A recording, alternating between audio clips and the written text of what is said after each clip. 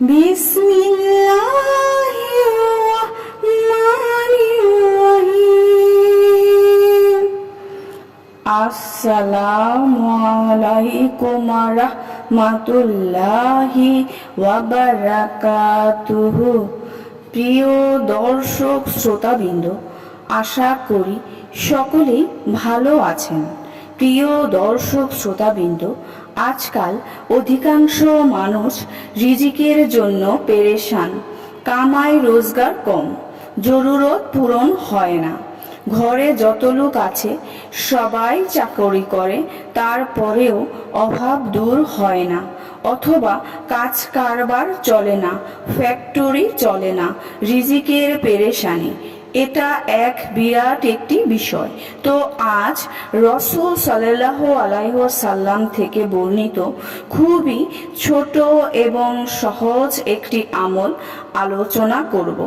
যদি আমলটি করেন, ইনশাআল্লাহ রিজিকের সকল পেরেশানি দূর হয়ে যাবে।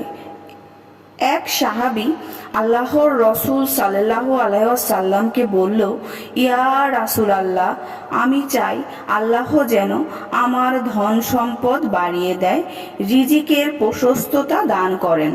নবী করিম সাল্লাল্লাহু আলাইহি ওয়াসাল্লাম বললেন, তুমি সর্বদা অজু অবস্থায় থাকো, আল্লাহ তাআলা তোমার রিজিকের মধ্যে প্রশস্ততা দান করবেন, আল্লাহ তাআলা তোমার সম্পদ বাড়িয়ে দিবেন।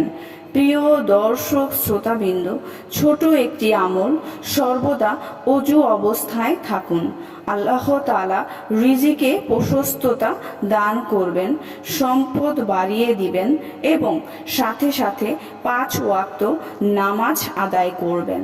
যে ব্যক্তি 5 ওয়াক্ত নামাজ মনোযোগের সাথে আদায় করে, আল্লাহ তাআলা তার রিজিকের অভাব দূর করে দেন, রিজিকের পেরেশানি দূর করে দেন। প্রিয় দর্শক শ্রোতাবৃন্দ, আশা করি ভিডিওটি ভালো লেগেছে। ভিডিওটি যদি ভালো লেগে থাকে অবশ্যই চ্যানেলটি সাবস্ক্রাইব করবেন, লাইক করবেন, কমেন্ট করবেন, আর অবশ্যই ভিডিওটা বেশি বেশি শেয়ার করে দিবেন। সবাই ভালো থাকবেন। আল্লাহ হাফেজ।